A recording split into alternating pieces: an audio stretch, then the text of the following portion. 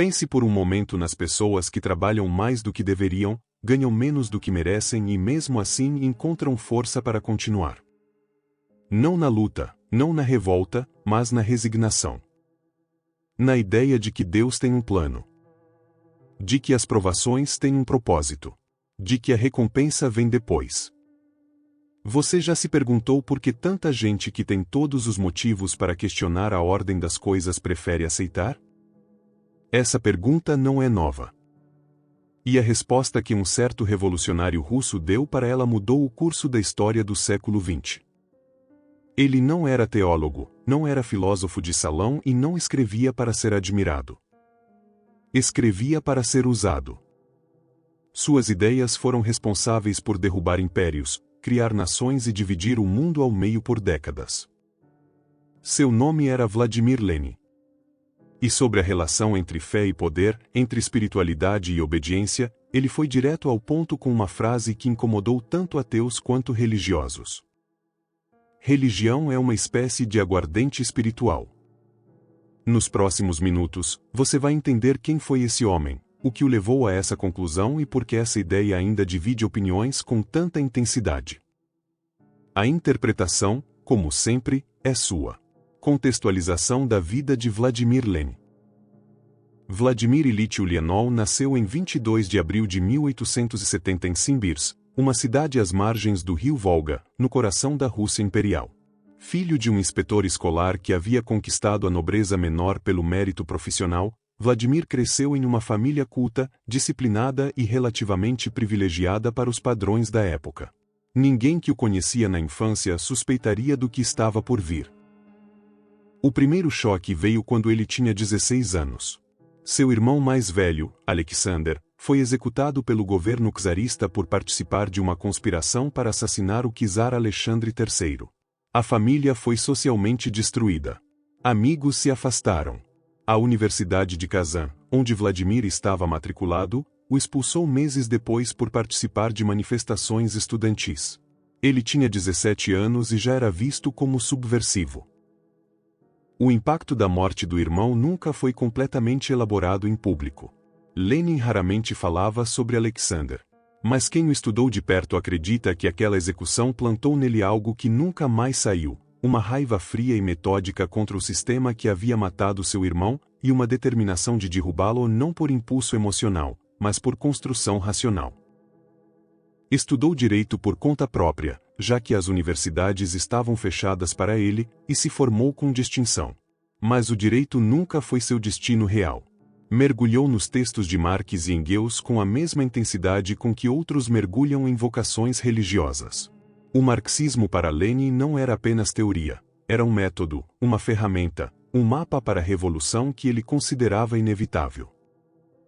Nos anos seguintes, foi preso pela polícia czarista e deportado para a Sibéria, onde passou 3 anos em exílio interno. Ao contrário do que os czaristas esperavam, o exílio não o quebrou. Ele usou o tempo para estudar, escrever e desenvolver suas ideias sobre organização revolucionária. Casou-se com Nadeza Krupskaya, uma companheira de militância que seria sua parceira intelectual e política pelo resto da vida. Depois do exílio na Sibéria, foi para o exterior. Viveu em Munique, Londres e Genebra, sempre organizando, sempre escrevendo, sempre tentando unificar os grupos revolucionários russos dispersos pela Europa.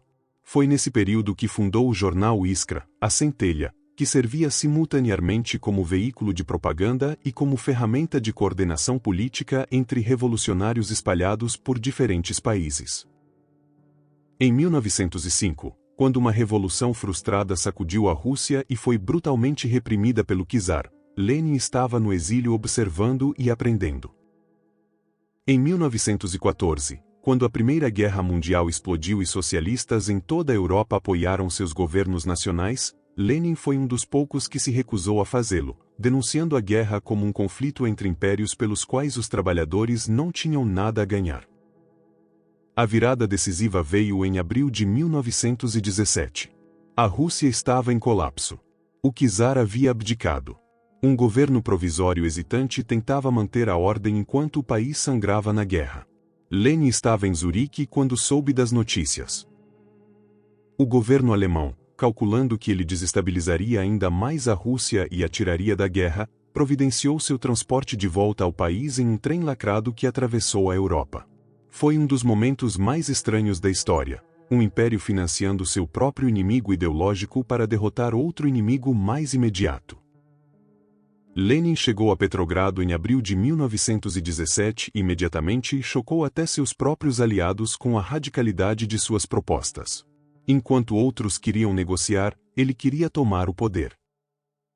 Em outubro de 1917, os bolcheviques, liderados por ele, derrubaram o governo provisório em uma tomada de poder que mudou o mundo.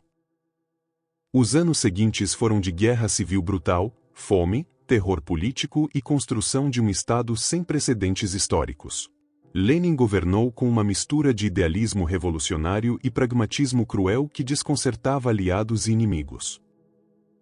Em 1922, sofreu o primeiro de uma série de derrames que o incapacitaram progressivamente.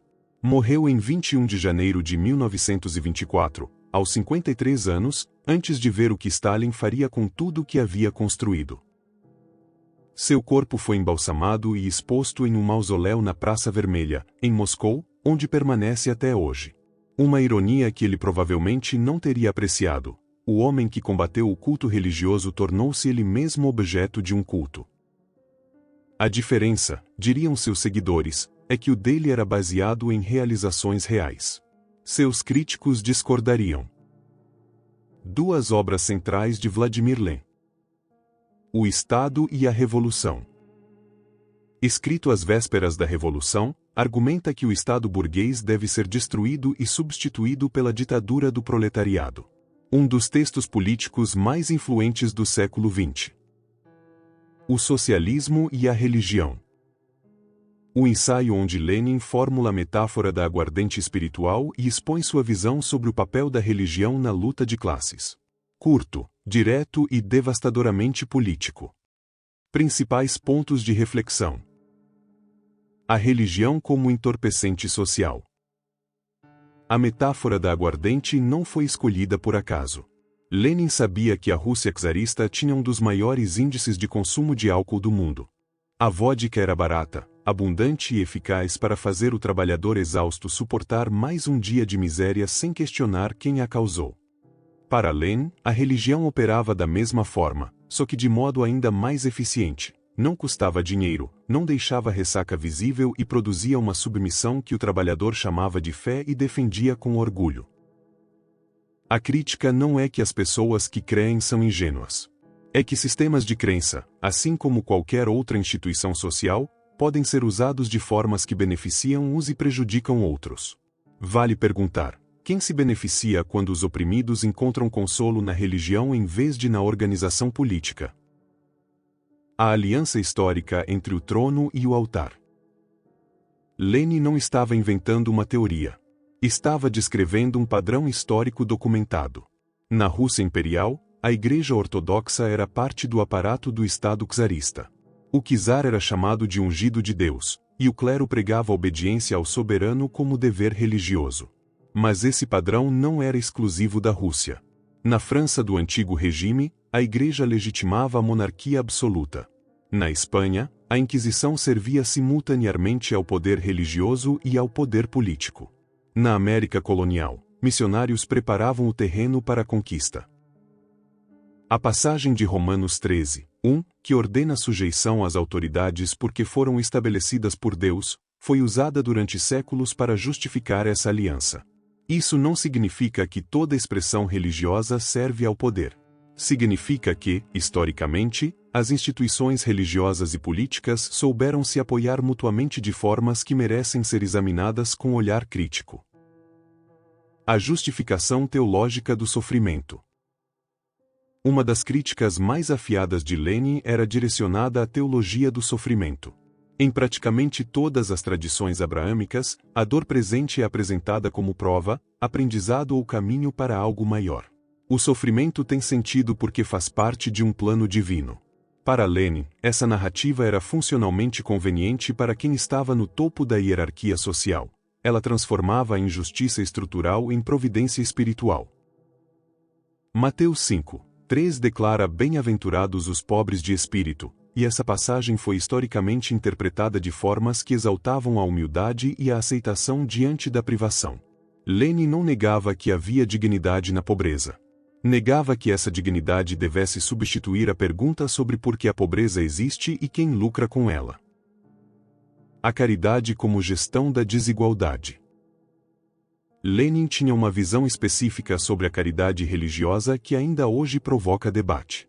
Para ele, a esmola não resolvia a pobreza, a administrava. Ao distribuir alimentos, roupas e conforto espiritual aos pobres, as instituições religiosas aliviavam a pressão social que poderia levar à revolta, sem tocar nas estruturas que produziam a pobreza em primeiro lugar. O rico podia explorar durante a semana e lavar a consciência na missa do domingo. Esse argumento encontra eco em pesquisas contemporâneas sobre filantropia. O jornalista Anand Giridharadas, no livro Vencedores Levam Tudo, mostra como a caridade dos ultra-ricos frequentemente serve para preservar o sistema que gerou sua riqueza. Lenin havia identificado essa dinâmica um século antes, no contexto específico da religião. A questão não é se a caridade faz bem. É se ela é suficiente. A religião como fator de divisão entre os trabalhadores. Lenin observava que trabalhadores russos ortodoxos, poloneses católicos, tártaros muçulmanos e judeus asquenazes viviam em conflito permanente, apesar de compartilharem as mesmas condições de exploração. Cada grupo olhava para o outro com desconfiança cultivada por séculos de diferença religiosa. Para Lenin, isso não era coincidência. Era o resultado de um sistema onde a identidade religiosa ocupava o espaço que poderia ser ocupado pela identidade de classe. Essa análise é contestável em muitos aspectos, mas tem uma dimensão histórica real. Ao longo do século XX, conflitos religiosos em diversas partes do mundo serviram para dividir populações que, em termos econômicos, tinham muito mais em comum do que em oposição. O ponto de Lenin não era que a religião causava esses conflitos sozinha, mas que ela era um vetor eficaz para manter divisões que beneficiavam quem estava no poder. O medo como combustível da devoção. Lenin enxergava no medo a matéria-prima fundamental da aguardente espiritual. Medo da morte, medo do julgamento, medo da condenação eterna. Uma religião que remove o medo do inferno e mantém apenas o amor como motivação perde boa parte de seu poder de controle comportamental. Não por acaso, as tradições mais eficazes em manter a obediência foram historicamente aquelas que souberam usar a ameaça do sobrenatural com mais eficiência. Pesquisas em psicologia da religião, como as do professor Clay Routledge, mostram que o medo da morte é um dos principais preditores de adesão religiosa. Isso não significa que a fé seja apenas medo disfarçado. Mas significa que o medo e a fé coexistem de formas que merecem ser examinadas com honestidade por quem se interessa em entender sua própria crença. A promessa de igualdade no além e a desigualdade no presente. Uma das contradições que Lenin apontava com mais frequência era a da igualdade espiritual convivendo com a desigualdade material. As igrejas pregavam que todos são iguais perante Deus, que o rico e o pobre são irmãos na fé, que as distinções de classe são irrelevantes diante do eterno. Mas essa igualdade permanecia no plano espiritual. Na terra, a hierarquia era preservada, frequentemente com a bênção das mesmas instituições que pregavam a fraternidade universal. Lenin via nisso uma operação ideológica precisa: oferecer igualdade onde ela não custa nada ao poder, para tornar mais tolerável a desigualdade onde ela custa tudo ao trabalhador. A pergunta que ele deixava não era se a igualdade espiritual tem valor. Era se ela pode servir de substituto para a igualdade concreta. A hipocrisia seletiva da moral religiosa. Lenin documentava casos em que a moral religiosa era aplicada de forma diferente conforme a posição social do transgressor. O pequeno furto do faminto era condenado com todo o rigor dos mandamentos. A exploração sistemática do trabalhador pelo patrão recebia, no máximo, um apelo à moderação cristã. A igreja que defendia a propriedade privada como sagrada raramente questionava como essa propriedade havia sido acumulada. Romanos 13:7 instrui a dar a cada um o que se lhe deve, incluindo tributo a quem se deve tributo. Durante séculos, Essa passagem legitimou sistemas tributários que pesavam desproporcionalmente sobre os mais pobres enquanto protegiam os privilégios dos mais ricos. Lenin não dizia que a moralidade religiosa é sempre hipócrita. Dizia que, quando usada seletivamente para proteger interesses de classe, ela deixa de ser moral e se torna política. A religião e a negação da agência humana. Para Lenin, um dos efeitos mais profundos da aguardente espiritual era a erosão da crença na própria capacidade de transformar o mundo. Se tudo está nas mãos de Deus, se a história segue um plano divino, se o sofrimento tem um propósito transcendente, então a ação humana organizada perde urgência. Por que lutar por mudanças estruturais se o Criador já tem um plano? Por que arriscar se a recompensa vem garantida no além? Lenin contrastava essa postura com o que chamava de consciência de classe, a percepção de que as condições sociais são criadas por seres humanos e podem ser transformadas por seres humanos. Não é uma visão necessariamente incompatível com a fé, como a teologia da libertação demonstrou décadas depois. Mas é uma tensão real que qualquer pessoa que une crença e engajamento social precisa navegar. O legado ambíguo da crítica leninista à religião. A conclusão de Lenin sobre a religião precisa ser avaliada junto com o que a União Soviética fez com ela. O Estado soviético perseguiu religiosos, fechou igrejas, proibiu o ensino religioso e tentou substituir a fé por um culto ao Estado e ao partido que, como muitos observaram, reproduzia a estrutura psicológica da própria religião que combatia. A crítica que Lenin fazia à religião como instrumento de controle acabou sendo usada para justificar outro instrumento de controle. Isso não invalida as perguntas que ele levantou. A aliança histórica entre poder religioso e poder político é real. A função anestesiante que a fé pode exercer sobre a consciência crítica é real. Mas a história soviética sugere que remover a religião sem examinar as estruturas de poder que ela serve não liberta ninguém. As perguntas de Lenin permanecem válidas. As respostas que ele deu merecem ser examinadas com o mesmo ceticismo que ele aplicava à religião. Análise da frase. Religião é uma espécie de aguardente espiritual.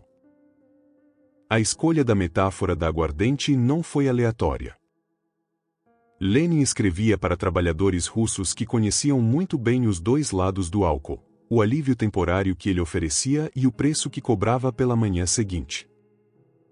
A comparação era imediata, visceral e politicamente precisa. A frase diz que a religião é uma espécie de aguardente, não a aguardente em si. Essa qualificação é importante. Lenin reconhecia que a religião é mais complexa do que uma bebida, mas que sua função social em contextos de exploração se aproxima da do álcool, entorpece o que dói, cria uma tolerância que exige doses crescentes e dificulta a percepção clara da realidade. O que torna essa frase durável é que ela não depende de uma posição ateísta para ser considerada. Mesmo quem acredita em Deus pode reconhecer que instituições religiosas foram historicamente usadas para sustentar poderes que não tinham nada de divino. A pergunta que Lenin deixa não é se Deus existe. É quem se beneficia quando o povo encontra na fé o consolo que deveria encontrar na justiça. Se esse conteúdo te fez pensar, deixe seu like e compartilhe com quem precisa ouvir essa verdade. Aqui no canal Ensinamentos Brilhantes, não questionamos apenas as promessas divinas. Questionamos sua utilidade para a vida humana. Inscreva-se para mais análises como esta e comente abaixo qual a sua opinião sobre a frase de Vladimir Lenin. Até o próximo vídeo.